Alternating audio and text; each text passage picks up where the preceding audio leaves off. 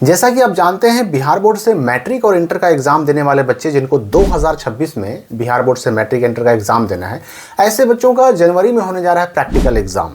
और practical exam की अगर हम बात करें तो मैट्रिक में 20 और 20 40 नंबर का मामला है, और इंटर में अगर आपका एक प्रैक्टिकल सब्जेक्ट है तो 30 नंबर, 2 है तो 60 नंबर और 3 है तो 90 नंबर का मामला है। तो आखिर हम प्रैक्टिकल में ये 20 में 20 कैसे लाएं, 40 में 40 कैसे लाएं और 30 में 30 कैसे लाएं? प्रैक्टिकल में फुल मार्क्स पाने के लिए क्या करना होगा? प्रैक्टिकल में हम 30 में 30 लाने के लिए 3 काम करने पड़ेंगे, तभी आपको ये जो प्रैक्टिकल एग्जाम होने वाला है आपके स्कूल में, ये इसमें आपको फुल मार्क्स मिल पाएगा। 3 काम तो करने ही पड़ेंगे। अब वो 3 काम हैं कौन से, तो उसकी मैं जानकारी देने वाला हूँ आपको बारी बारी से इस वीडियो में। देखिए, मैट्रिक हो चाहे इंटर हो, एक बात तो आप जान लीजिए कि प्रैक्टिकल का जो लिखित एग्जाम होता है वो केवल इंटर वालों का होता है। मैट्रिक वालों का प्रैक्टिकल के नाम पर लिखित एग्जाम नहीं होता है, ठीक है ना। उनका लिखित एग्जाम नहीं होता है, लेकिन लिखित एग्जाम, रिटन एग्जाम प्रैक्टिकल का इंटर वालों का होता है, जो बिहार बोर्ड लेता है। सेंटर आपका अपना भी स्कूल भी हो सकता है, और अगर कहीं और सेंटर गया तो वहां भी जाना पड़ सकता है, लेकिन लिखित एग्जाम तो देना ही पड़ेगा। उसमें जो अटेंडेंस सीट आता है उसमें तो आपको अटेंडेंस बनाना ही पड़ेगा। अब वो पहली बात, पहला काम जो 30 में 30 और 20 में 20 लाने के लिए आपको हर हाल में करना पड़ेगा, पहला काम तो यह कि प्रैक्टिकल कॉपी बनानी पड़ेगी। अब ये प्रैक्टिकल कॉपी जो मैं बोल रहा हूं, ये क्या है भाई? तो प्रैक्टिकल कॉपी एक मार्केट में आती है, 10 वालों की भी, यानी मैट्रिक वालों की भी, इंटर वालों की भी। और ये प्रैक्टिकल कॉपी हर एक सब्जेक्ट की आती है। 10 में साइंस और सोशल साइंस का 2 कॉपी कम से कम बनाना पड़ेगा। और अगर हम इंटर वालों की बात करें, आईए, आईएससी, आईकॉम वालों की बात करें, तो भाई उसमें क्या है मामला कि अलग अलग सब्जेक्ट, जो सब्जेक्ट आपका है, अब आर्ट्स में अगर हम बात करें तो होम साइंस, साइकोलॉजी, ज्योग्राफी और म्यूजिक, ये 4 सब्जेक्ट में प्रैक्टिकल होता है। ये चारों की अलग अलग कॉपी आपको लेनी पड़ेगी और उस प्रैक्टिकल कॉपी को पूरा भरना पड़ेगा। यहाँ पर देखिए, एक सवाल बहुत बच्चों का आता है कि प्रैक्टिकल कॉपी में हमें कितना एक्सपेरिमेंट लिखना पड़ेगा। तो देखिए, एक्सपेरिमेंट लिखने के लिए कोई ऐसी सीमा नहीं है। एक्सपेरिमेंट आप उतना लिखिए जितना में आपकी वो प्रैक्टिकल कॉपी मार्केट वाली पूरी भर जाए। तो ये मार्केट वाली प्रैक्टिकल कॉपी तो आपको बनानी पड़ेगी। अब ये मार्केट वाली जो प्रैक्टिकल कॉपी है, इसके साथ एक प्लस पॉइंट क्या होता है ना, कि हर एक सब्जेक्ट की प्रैक्टिकल कॉपी के साथ एक छोटी सी पुस्तिका, एक छोटा सा पतला सा किताब मिलता है, और उसी में से एक्सपेरिमेंट को देख देख करके बस अपने कॉपी में लिख लेना होता है, बना लेना होता है, तैयार कर लेना होता है। यानी वो किताब जो है ना, काफ़ी हेल्प मिल जाता है उससे, सारी चीज़ें उसी में दी हुई रहती है। लेकिन जो मैं रिटन एग्जाम की बात कर रहा हूँ, जो प्रैक्टिकल का जो लिखित एग्जाम होने वाला, उसमें आपको कोई ऐसी पुस्तिका, कोई ऐसा बुक जो है नहीं मिलेगा जिससे आपको देख के लिखने में हेल्प मिल सके। उसमें बस क्वेश्चन पेपर मिलेगा जिसमें क्वेश्चन रहेंगे, और फिर एक आंसर कॉपी मिलेगा, यानी प्रैक्टिकल वाली, उसमें आपको क्वेश्चन का आंसर देना होगा। तो उसके लिए अब हेल्प कहाँ से मिलेगा भाई? तो हेल्प के लिए आप अब आपके स्कूल में जहाँ सेंटर प्रैक्टिकल का जाता है, वहाँ पर अब कितनी छूट रहती है, कोई कॉपी किताब से नकल करने की छूट रहती है, मोबाइल वगैरह से देख करके लिख पाते हैं कि नहीं लिख पाते हैं, ये तो आपका सेंटर डिसाइड करता है। या ये समझ लीजिए कि ये अलग अलग सेंटर पे अलग अलग मामला हो जाता है। कहीं पर छूट रहती है तो बच्चे खुल करके लिख भी पाते हैं, कहीं पर छूट नहीं भी रहती है, ये भी समझना होगा। तो पहला काम तो करना है मैट्रिक वालों को भी, इंटर वालों को भी, कि प्रैक्टिकल कॉपी मार्केट वाली बना लेनी है। जो प्रैक्टिकल सब्जेक्ट आपका है, जो आपके रजिस्ट्रेशन कार्ड पे है, डमी एडमिट कार्ड पे छप के आ चुका है, उन सारे प्रैक्टिकल सब्जेक्ट का आपको प्रैक्टिकल कॉपी बना लेनी है। आर्ट्स का मैंने बता दिया, आईएससी वाले साइंस वालों का फिजिक्स, केमिस्ट्री और बायोलॉजी 3 सब्जेक्ट में प्रैक्टिकल होता है, आपको इसका बनाना पड़ेगा। अगर आप मैथ से हैं तो फिजिक्स और केमिस्ट्री का केवल 2 ही बनाना पड़ेगा। और अगर एक्स्ट्रा में आपने रखा है, कोई सब्जेक्ट ऐसा है जो साइंस हो, आर्ट्स हो, कॉमर्स हो, प्रैक्टिकल वाला सब्जेक्ट तो है लेकिन एक्स्ट्रा में है, एडिशनल सब्जेक्ट के रूप में है, तो भी उसका प्रैक्टिकल कॉपी आपको बनाना पड़ेगा। और लिखित एग्जाम भी होगा तो एक्स्ट्रा वाले का होगा, याद रखिएगा।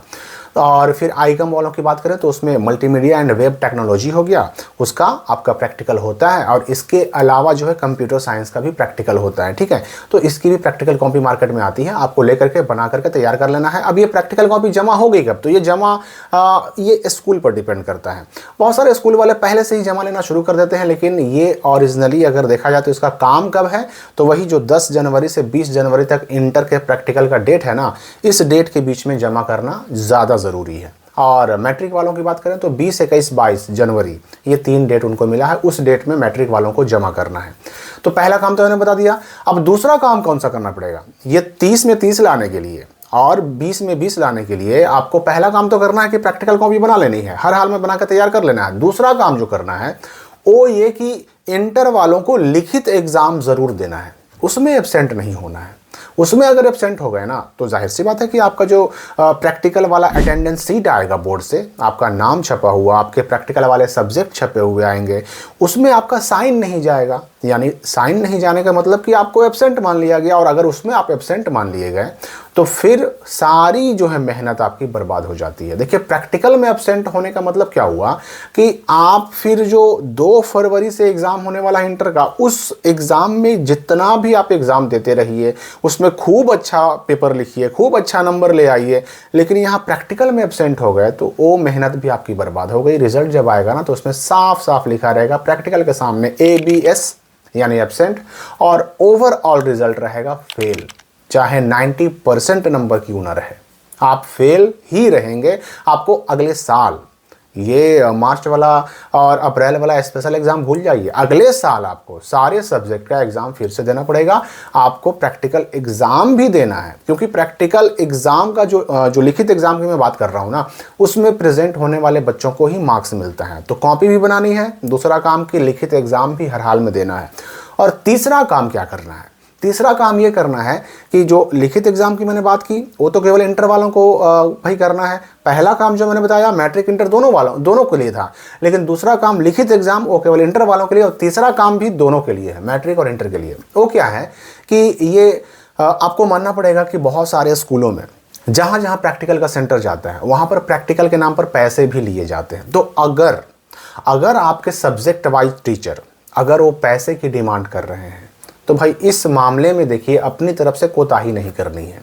मैं ये नहीं कह रहा कि आप पैसे दे ही दीजिए, लेकिन जो व्यवस्था आपके यहाँ है उसके विपरीत चलना कई बार हानिकारक हो जाता है। तो अगर मान लेते हैं कि पैसे लिए जा रहे हैं या फिर कुछ और डिमांड की जा रही है, तो उसके हिसाब से उस वक्त वो चीज़ मैनेज करना आपको ज़रूरी है। यानी यूँ समझिए कि जो इंस्ट्रक्शन आपके टीचर के द्वारा आपको मिल रहे हैं कि भाई आपको ये करना पड़ेगा या फिर पैसे ही देने पड़ेंगे, वो चीज़ें आपको पूरी करनी चाहिए ताकि आपको मार्क्स मिल सके।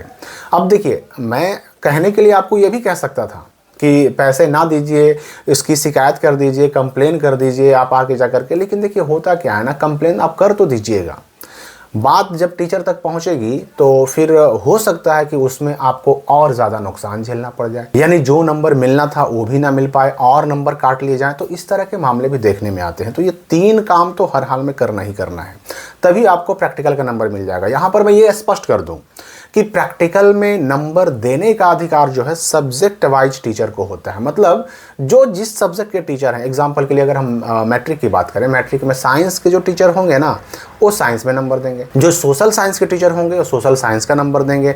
अब आर्ट्स में आ जाइए तो भाई आर्ट्स में होम साइंस वाले होम साइंस का नंबर देंगे, साइकोलॉजी वाले, म्यूज़िक वाले, ज्योग्राफी वाले, जो जिस सब्जेक्ट के टीचर हैं उन्हीं को अधिकार होता है नंबर देने का। और जहाँ सेंटर जाएगा, अगर अपने स्कूल में सेंटर है तो अपने स्कूल के टीचर नंबर देंगे जो जिस सब्जेक्ट के हैं, और अगर किसी और स्कूल में सेंटर जाता है तो वहाँ पर जो टीचर रहेंगे उस सब्जेक्ट के, और अगर नहीं रहते हैं तो एक्सटर्नल टीचर दूसरे स्कूल से बुलाया भी जाता है, तो उस सब्जेक्ट के टीचर को ही अधिकार होता है। फिजिक्स वाले फिजिक्स का, केमिस्ट्री वाले केमिस्ट्री का, बायो वाले बायो का, MWT वाले MWT का। अगर नहीं है तो जो एक्सटर्नल बुलाए गए, दूसरे स्कूल से बुलाए गए, लेकिन रहेंगे उसी सब्जेक्ट के और वही नंबर देंगे। तो प्रैक्टिकल में नंबर पाने के लिए ये 3 काम ज़रूर कीजिए। तो आप किस फैकल्टी से हैं? आप आर्ट्स से हैं, साइंस से हैं, कॉमर्स से हैं, और आपका प्रैक्टिकल सब्जेक्ट कौन कौन है कमेंट करके हमें बताइए। कोई अगर डाउट, कोई सवाल आपका बच जाए तो कमेंट में पूछ सकते हैं। हम मिलेंगे अगली वीडियो में नए अपडेट के साथ।